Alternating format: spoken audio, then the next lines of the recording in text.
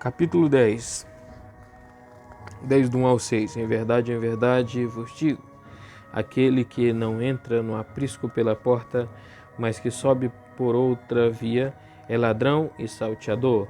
Aquele, porém, que entra pela porta é o pastor das ovelhas. A esse o porteiro abre, e as ovelhas ouvem sua voz, e ele chama as suas próprias ovelhas pelo nome e as conduz para fora. E havendo tirado para fora as suas próprias ovelhas, ele vai adiante delas, e as ovelhas o seguem, pois conhecem sua voz. Elas, porém, não seguirão o estranho, mas fugirá dele, porque não conhecem a voz de estranhos. Jesus lhe contou esta parábola, eles, porém, não entenderam o que era que ele lhes dizia. Primeiro, em verdade vos digo, visto que Cristo tinha a ver com os escribas e sacerdotes, que eram considerados os pastores da igreja, era necessário que fossem despidos da honra desse título, se ele quisesse que sua doutrina fosse recebida. O pequeno número de crentes poderia também diminuir grandemente a autoridade de sua doutrina. Ele, pois, argumenta dizendo que não devemos levar em conta no número de pastores ou de ovelhas, nem pastores ou ovelhas, todos quanto externamente reivindicam o lugar na igreja. Mas jamais seremos capazes de, por meio dessa marca, distinguir os pastores legítimos nos réprobos e as ovelhas verdadeiras das falsas, caso tenham todos o mesmo objetivo do princípio ao fim. Esta advertência tem sido sumamente útil em todas as épocas, e na atualidade ela é especialmente necessária. Nenhuma praga é mais destrutiva à igreja do que quando lobos devastam sob a vestimenta de pastores, e também sabemos quão grave ofensa é quando israelitas bastardos e degenerados pretendem ser os filhos da igreja e, sob esse pretexto, insultam os crentes. Na realidade, porém, não há nada que leve as pessoas fracas e ignorantes a se sentirem mais alarmadas do que quando veem o santuário de Deus ocupado pelos mais ferrenhos inimigos da igreja, pois não é fácil fazê-las entender que é a doutrina de Cristo que os pastores da igreja tão ferozmente resistem. Além disso, como é a maioria dos homens, levada a vários erros por falsas doutrinas, enquanto os pontos de vista e expectativas de cada pessoa são dirigidos a outros, raramente alguém permite ser conduzido à vereda reta. Portanto, devemos, acima de tudo, guardar-nos como engano precedente de pretensos pastores ou ovelhas falsas. Caso não queiramos de iniciativa própria expor-nos aos lobos e ladrões, o título igreja é sumamente honroso e meritoriosamente eu. Mas por mais reverência que ela mereça, tanto mais cuidadosos e atentos devemos ser em traçar a distinção entre a verdadeira e a falsa doutrina. Cristo aqui deixa publicamente que não devemos considerar como pastores todos os que se gabam de ser tais, e que não devemos considerar como ovelhas todas as que se gabam de marcadas externas.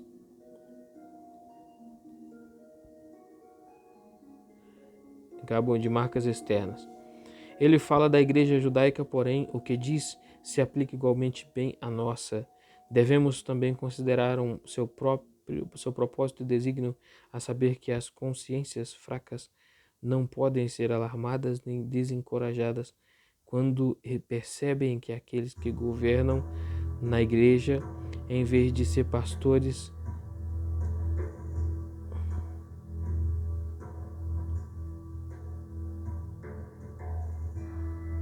em vez de ser pastores, são hostis ou opostos ao Evangelho, e que não podem apostatar da fé porque contam um pouco com discípulos atendendo a Cristo entre os que são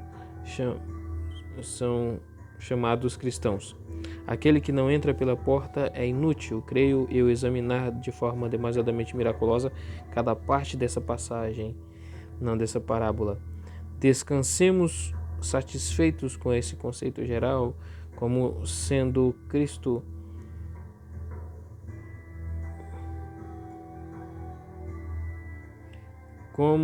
declara haver certa obediência entre a igreja e o aprisco,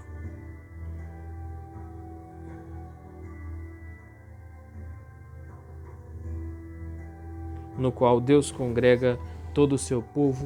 Assim, ele se compara a uma porta, porque não existe outro ingresso na igreja senão por meio dele. Daí se segue que só serão bons pastores os que conduzem os homens diretamente a Cristo, e que só se reunirão verdadeiramente no redil de Cristo, porque pertençam a seu rebanho os que se devotam exclusivamente a Cristo. Mas tudo isso se relaciona à doutrina, porque visto que todos os tesouros da sabedoria e do conhecimento estão ocultos em Cristo, Colossenses 2:3, aquele que se desvia dele, tomando outros desvios, não se mantém na estrada, nem entra pela porta. Ora, todo aquele que não despreza a Cristo, nem a seu instrutor, facilmente se desvencilhará daquela hesitação que mantém tantos em um estado de perplexidade. Qual é a igreja e quem são aqueles a quem devemos ouvir como pastores? Pois se aqueles que se chamam pastores tentam nos desviar de Cristo, nosso dever é fugir deles, sob a ordem de Cristo, como fugiríamos os lobos e dos ladrões. E não devemos formar nem manter comunhão com qualquer sociedade, senão com aquela que se harmoniza com a fé pura do Evangelho. Por essa razão, Cristo exorta seus discípulos a se separarem da multidão incrédula de toda a nação, não se deixando governar por sacerdotes ímpios, e não permitir que se imponham seus títulos soberbos e fúteis. 3. A ele o porteiro abre. Se pelo termo porteiro alguém prefere entender uma referência a Deus, não faço objeção, e Cristo parece contrastar expressamente o juízo divino com a falsa opinião humana na aprovação dos pastores, como se quisesse dizer: de fato há outros a quem o mundo geralmente aplaude e sobre quem espontaneamente confere honra.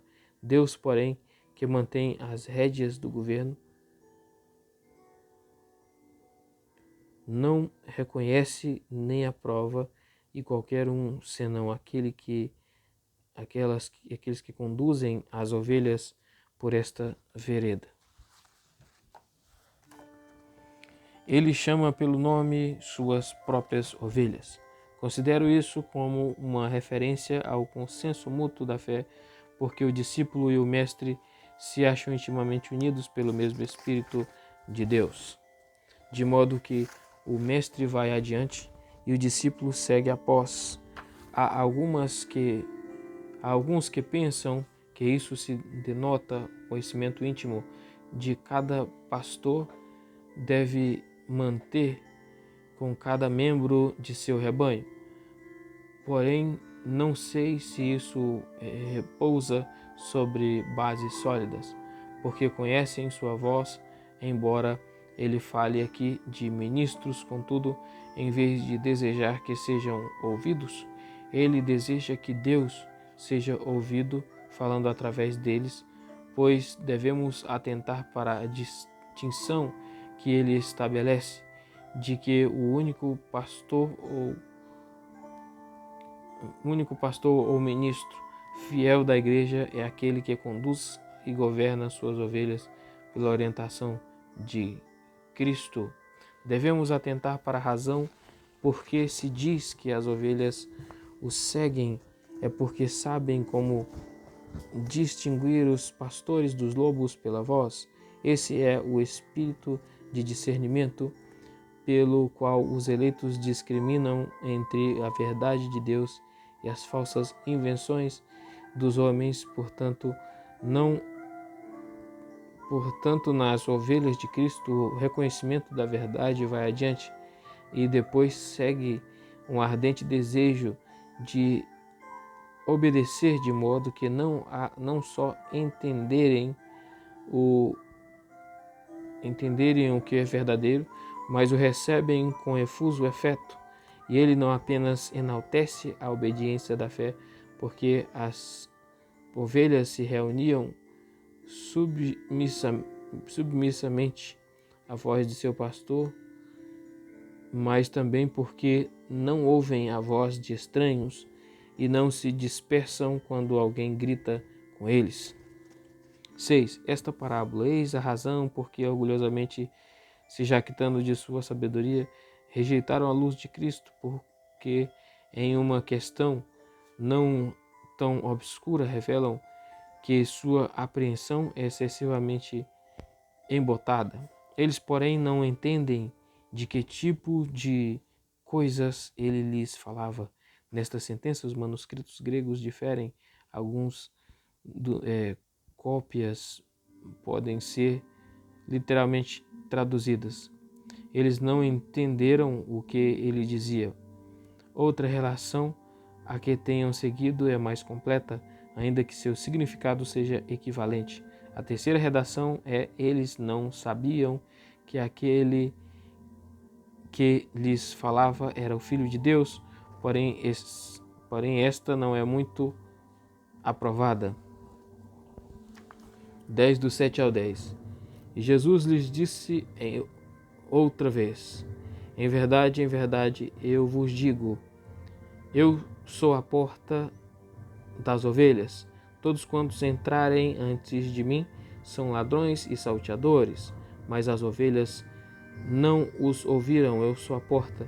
Se alguém entrar por mim, esse será salvo, e entrará e sairá e achará pastagem. O ladrão não vem senão para roubar, matar e destruir. Eu vim para que tenham vida e para que a tenham com mais abundância. 7. Eu sou a porta. Se esta explanação não fosse adicionada, todo o discurso teria sido alegórico. Ele agora explica mais claramente qual era a parte primordial da parábola quando declara que eu sou a porta. O equivalente dessa afirmação é que é o ponto principal de toda a doutrina espiritual da qual as almas se alimentam consiste em Cristo. Daí Paulo, um dos pastores, também dizer: nada considero digno de ser conhecido senão Jesus Cristo. 1 Coríntios 2:2. E essa forma de expressão comunica o mesmo significado, como se Cristo tivesse testificado que somente a Ele é que todos nós devemos congregar-nos. Portanto, ele convoca e exorta todos os que desejam a salvação a ir a Ele. Com essas palavras, sua intenção é dizer que vão granjear aqueles que deixam por ir diretamente a Deus, porque só existe uma porta e todo acesso de qualquer outra maneira é proibido. Todos quantos vieram antes de mim, as palavras pantes ozoi podem ser literalmente traduzidas tolos, tantos quantos vieram antes de mim. Os que restringem esta expressão à justiça de Galileu, em minha opinião, se afastam muito da intenção de Cristo, pois ele contrasta toda falsa doutrina em geral com o Evangelho e todos os falsos profetas com os mestres fiéis. Nem mesmo seria razoável estender esta afirmação aos gentios, todos os que desde o princípio do mundo têm professado ser mestres e não labutado para unir as ovelhas a Cristo, têm usado mal este título para destruir as almas, mas isso não se aplica absolutamente a Moisés e aos profetas, os quais não tiveram outro propósito em vida senão obedecer ao reino de Deus. Pois é preciso observar que um contraste é aqui traçado entre as palavras de Cristo e aquelas coisas que se lhe opõem. Longe, porém, estamos de descobrir qualquer contradição entre a lei e a doutrina do Evangelho, que a lei nada mais é senão a preparação para o Evangelho. Em suma, Cristo testifica que todas as doutrinas, por meio das quais o mundo se tem desviado nele, mas tantas pragas mortais, porque é a parte dele há senão a destruição horrível, confusão. Entre mentes vemos de que importância é a antiguidade em relação a Deus e em que estima dele até ela ser lida por nós quando entramos por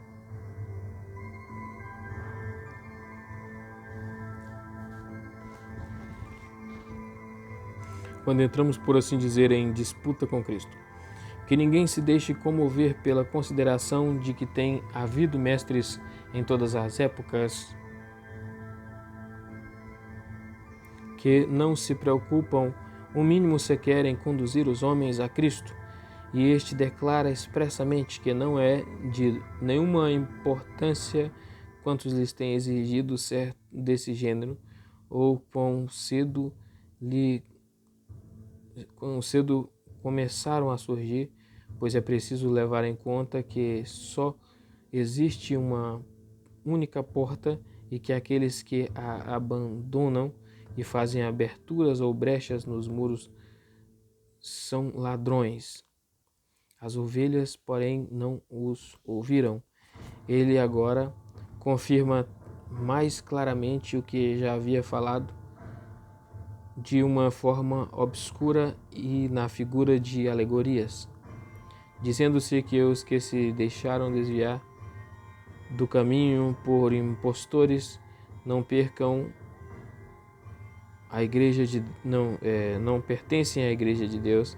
Em primeiro lugar, lemos que quando vimos uma grande multidão de pessoas se desviando, não devemos deixar-nos perecer seguindo o mesmo exemplo.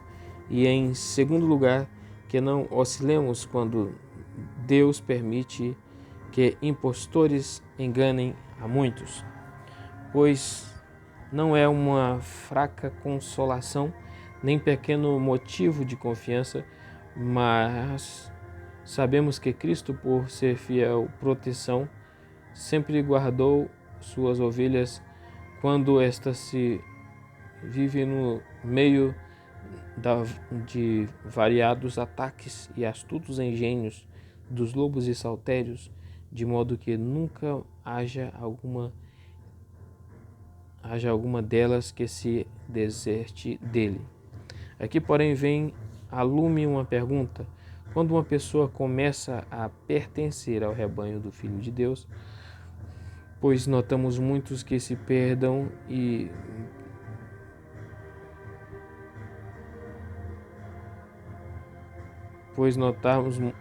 notamos muitos que se perdem e perturbam pelos desertos durante a maior parte de sua vida, e que por fim são reconduzidos ao rebanho de Cristo. Eis minha resposta. A palavra ovelha é aqui usada de duas formas. Quando Cristo diz em seguida que ele tem outras ovelhas além dessas, ele inclui todos os eleitos de Deus, os quais naquele tempo se assemelhavam a ovelhas.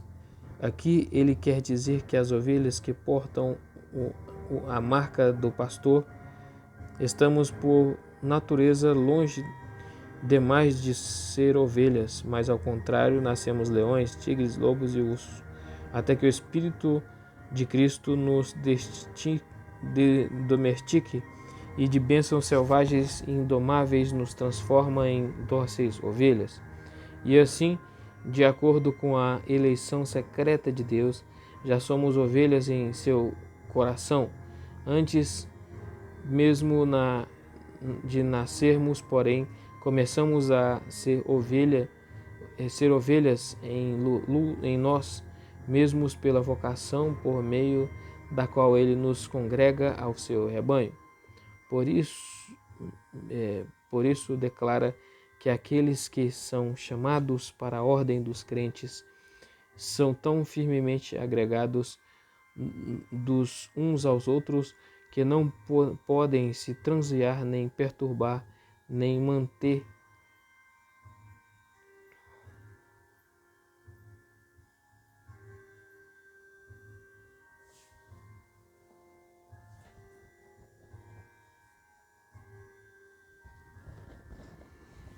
E assim, de acordo com a eleição secreta de Deus, já somos ovelhas em seu coração.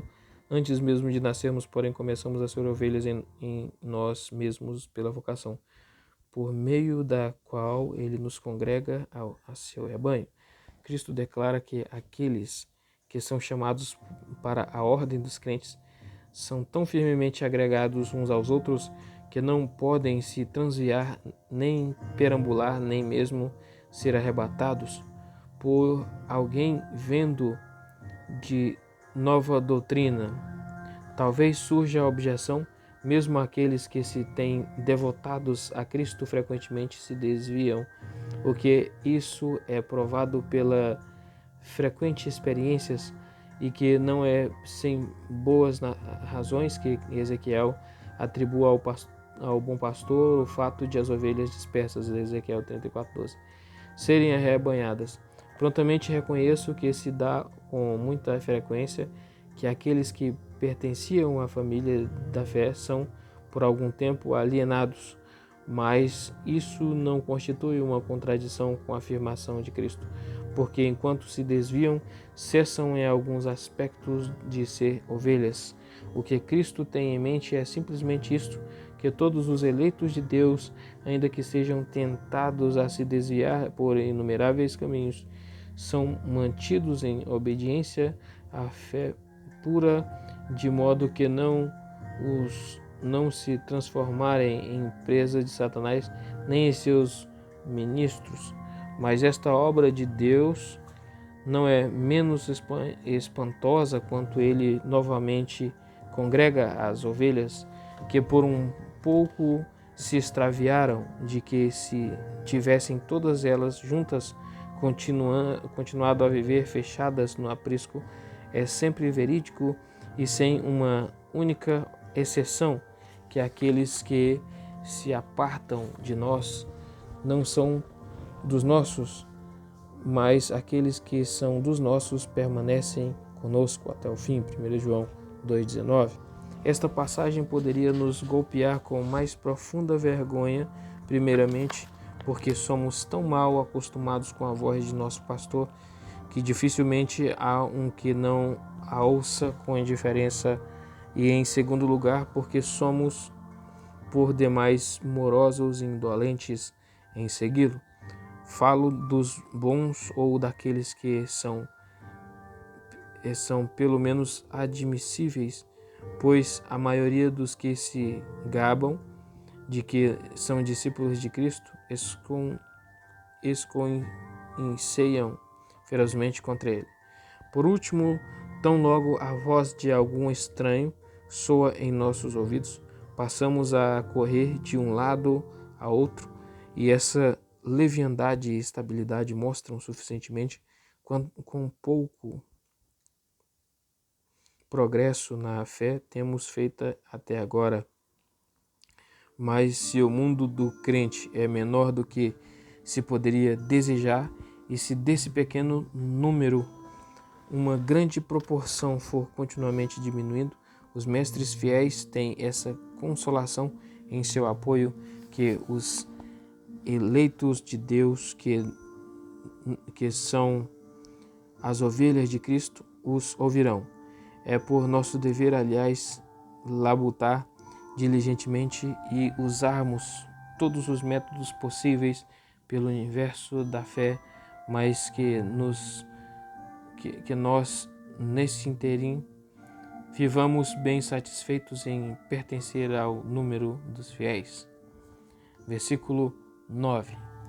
Se alguém entrar por mim, a mais sublime consolação dos crentes é que, quando já tiverem abraçado a Cristo, aprendam que estão fora de perigo, pois Cristo lhes promete a salvação e a felicidade.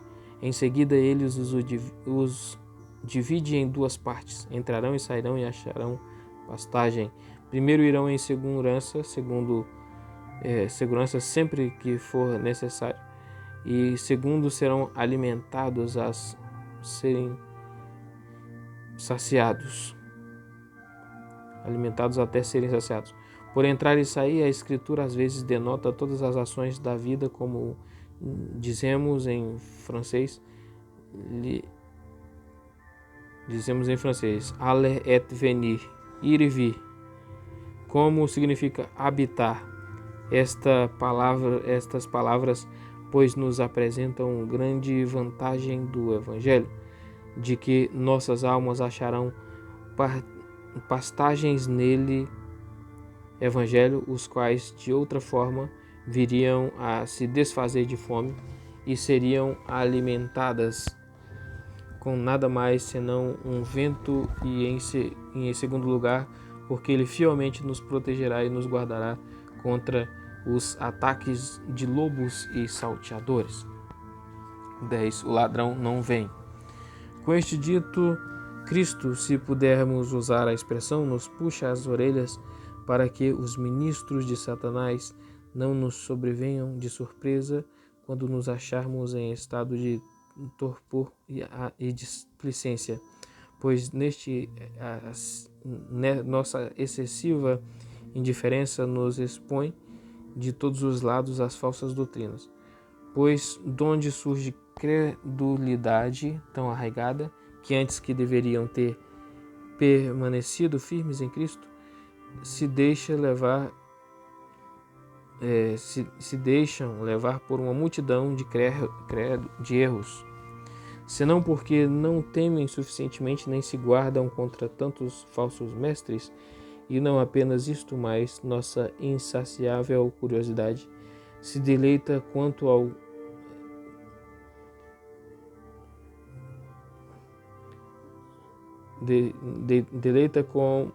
tanto como novas e estranhas invenções dos homens, que voluntariamente corremos displicentemente para os braços dos ladrões e dos lobos. Portanto, não é sem razão que Cristo testifica que os falsos mestres, por mais que sejam dóceis e plausíveis em sua conduta, sempre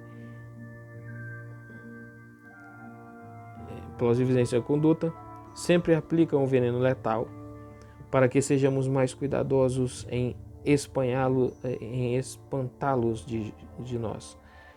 Um conselho semelhante é ministrado por Paulo: vede que ninguém vos defraude com sua vã filosofia. Colossenses 2:8. Esta é uma comparação diferente, pois Cristo, tendo até agora se autodenominado a porta, e declara que aqueles que conduzem as doutrinas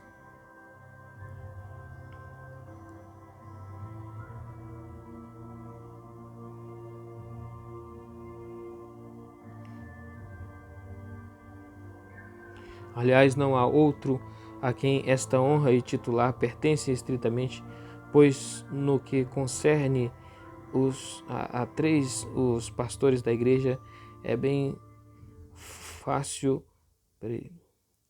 é ele que os ordena, os denota com as qualificações necessárias, nos governa por meio de seu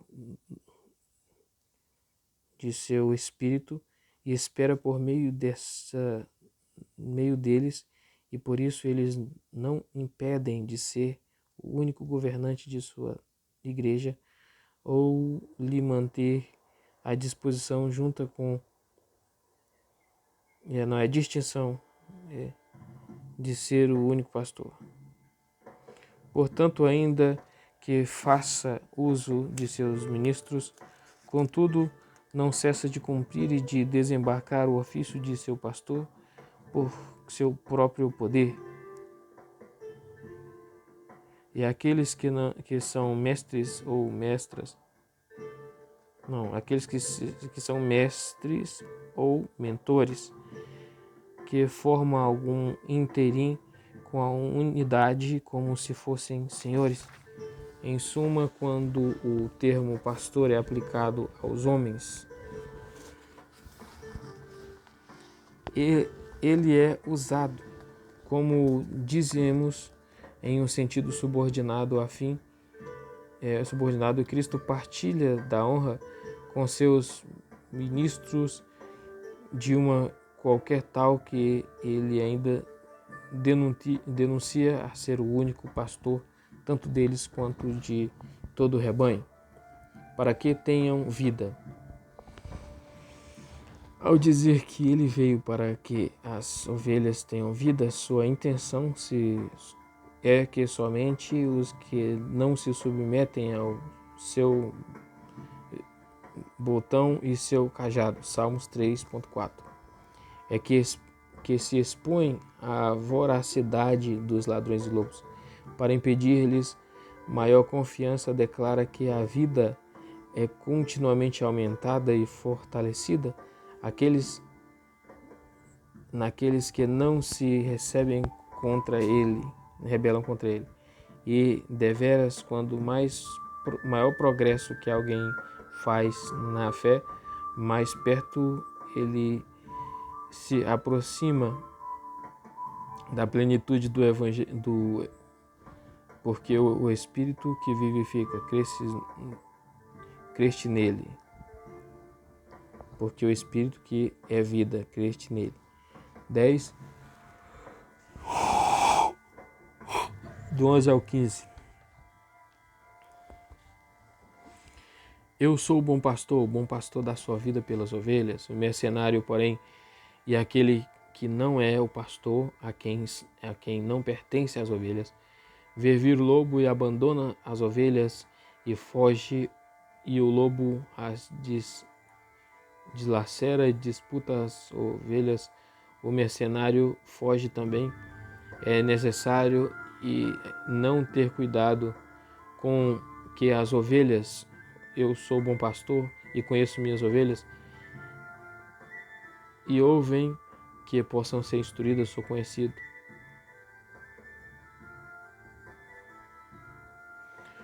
Como o Pai me conhece, eu também conheço o Pai, e dou minha vida pelas ovelhas.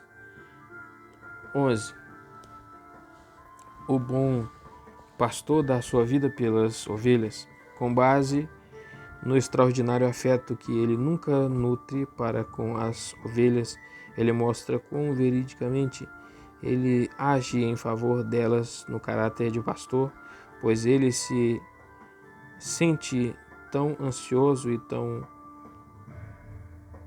pela salvação delas que nem mesmo poupa sua própria vida. Daí se segue que aqueles que rejeitam a guarda de um pastor tão bondoso e confiável, não excessivamente ingratos, e querem morrer apenas de 10.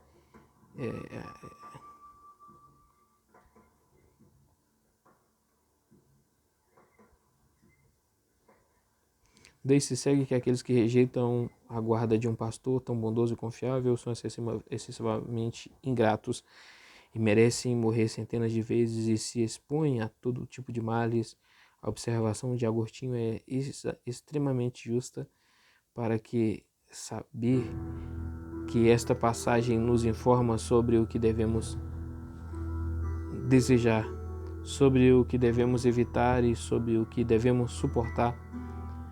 E no governo da igreja, nada é mais desejável do que ser a igreja governada por bons e diligentes pastores.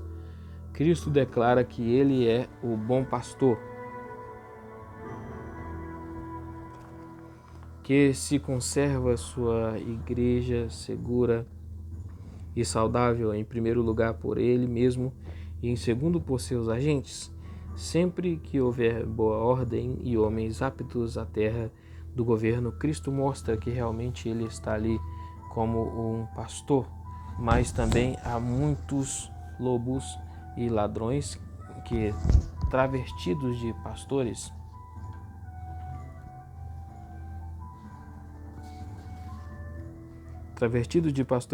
perversamente dispersam a igreja. Seja qual for o nome de tais pessoas, que tais pessoas assumam, Cristo adverte que nosso dever é evitá-los. Mercenário, porém, por mercenários devemos entender os que retêm a sã doutrina e que proclamam a verdade, como diz Paulo, para servir a um propósito maior, bem longe de ser zeloso e puro, ainda que tais pessoas não sirvam a Cristo fielmente. Por tudo devemos ouvi-las, pois Cristo desejava que os fariseus o ouvissem, porque se sentava na cadeira de Moisés, Mateus 23:2. E de igual modo deve ser nossa honra ao Evangelho, não nos equivocando de seus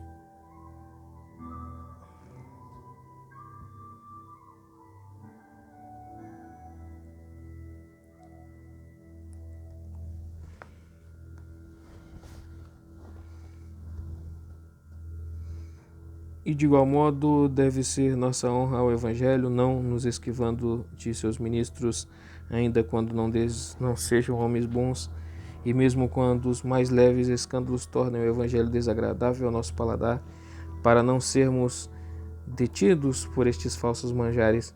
Lembremos-nos sempre de que tenho com frequência sugerido que, se o Espírito de Cristo matar Cristo poderosamente nos ministros, ao ponto de se tornar claramente evidente que Ele é o pastor deles, sofremos o castigo de nossos pecados e, no entanto, nossa obediência é provada. E aquele que não é o pastor, ainda que Cristo reivindique exclusivamente para si o título de pastor, contudo, indiretamente ele afirma que em alguns aspectos ele é o partir como os agentes por meio de quem ele age, pois sabemos que tem havido muitos, desde os tempos de Cristo, que não hesitam em derramar seu próprio sangue para a salvação da igreja, e inclusive os profetas antes de sua vida não pouparam sua própria vida, mas em sua própria pessoa ele exibe um exemplo perfeito para que fosse estabelecida uma norma para seus ministros, pois quão vil e vergonhoso é nossa indolência, se nossa vida nos for mais preciosa do que a salvação da igreja, a qual Cristo preferiu a sua própria vida. O que aqui se diz sobre dar a vida pelas ovelhas pode ser considerado como uma marca indubitável e primordial de afeição paternal. Em primeiro lugar, Cristo pretende demonstrar que prova extraordinária ele deu de seu amor por nós. E em segundo lugar, ele anima a todos seus ministros e inventores por seu exemplo. Não obstante, devemos atentar para a diferença existente entre eles e ele. Ele deu sua vida como preço de satisfação, derramou seu sangue para purificar nossas almas, ofereceu o seu corpo como um sacrifício propiciatório para reconciliar o Pai conosco. Nada de tudo isso pode existir nos ministros do Evangelho. Todos eles necessitam de ser purificados e receber a expiação e reconciliação divinas por meio daquele sacrifício singular. Cristo, porém, não argumenta aqui sobre a eficácia ou benefício de sua morte ao ponto de comparar-se a outros, mas para provar com um zelo e afeto, ele nos sensibiliza por nós em que, segundo lugar, convida outros a seguirem seu exemplo. Em suma, visto que pertence exclusivamente a Cristo granjear-nos vida por meio de sua morte e cumprir tudo o que está contido no Evangelho, assim é o dever universal de todos os pastores ou ministros defender a doutrina que proclamam, ainda que seja às custas de sua própria vida, e selar a doutrina do Evangelho com seu próprio sangue, bem como mostrar que não é sem razão que ensinam que Cristo conquistou a salvação para eles e para outros. Aqui, porém, pode formular-se uma pergunta. Podemos considerar como mercenário aquele homem que por alguma razão se esquiva de confrontar-se com os lobos? Isso antigamente foi debatido como uma questão prática quando o tirano se enfurecia cruelmente contra a igreja. Tertuliano e outros da mesma classe eram, em minha opinião, demasiadamente rígidos sobre este ponto. Prefiro